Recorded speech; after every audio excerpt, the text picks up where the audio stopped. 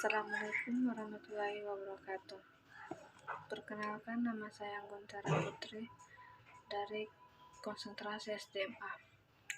Di sini saya akan menganalisis sebuah kasus K3 yang berjudul karyawan di kolam penampungan limbah tewas.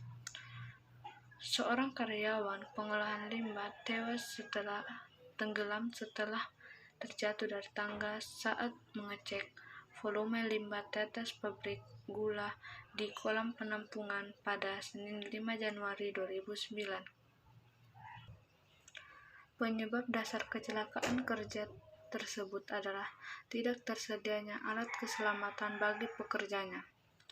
Dalam hal ini, kesalahan terletak pada pihak pabrik, karena pihak pabrik seharusnya menyediakan alat keselamatan bagi pekerja dan memastikan setiap karyawan menggunakan APD, alat perlindungan diri saat bekerja.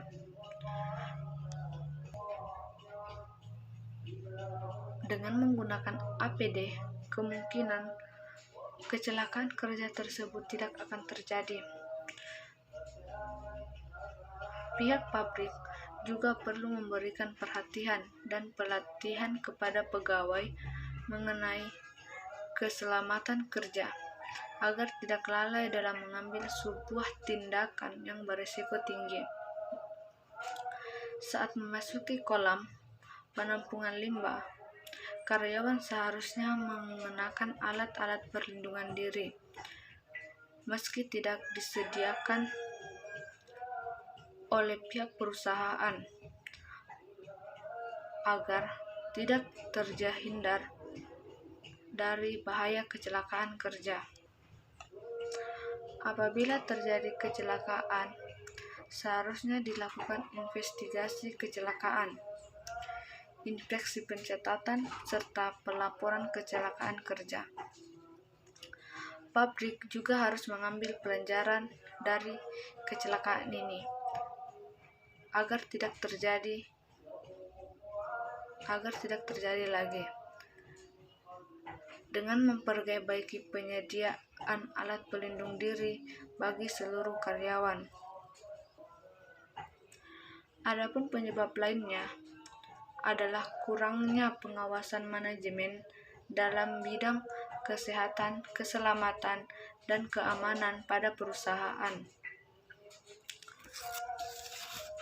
Sistem manajemen yang baik seharusnya lebih ketat pengawasannya terhadap pekerjaan ini yang memiliki resiko yang besar untuk menghasilkan kerugian. Adapun beberapa solusi untuk mengatasi kecelakaan kerja kasus tersebut adalah: yang pertama, pengusaha membentuk panitia pembina kesehatan dan keselamatan kerja yang terdiri dari tata ruang kerja, pakaian kerja, alat pelindung diri, dan lingkungan kerja. Yang kedua, adanya pengawas yang dapat melakukan pengawasan yang berkaitan dengan kesehatan dan keselamatan kerja. Yang ketiga, memberikan pendidikan dan pelatihan keselamatan dan kesehatan kerja. Yang keempat, dapat berkomunikasi antar pegawai harus selalu terjaga dengan baik. Yang kelima, mengikut sertakan semua pihak yang berada dalam perusahaan ke dalam asuransi. Dari analisis saya tersebut dapat saya simpulkan bahwa pekerja sebagai sumber daya dalam lingkungan kerja harus dikelola dengan baik sehingga dapat memicu produktivitas yang tinggi, yang harus memperhatikan segi keselamatan kerja seperti memastikan bahwa pekerja dalam kondisi yang aman. Itulah tadi analisis saya mengenai kasus K3. Kurang dan lebihnya mohon dimaafkan. Terima kasih. Wassalamualaikum warahmatullahi wabarakatuh.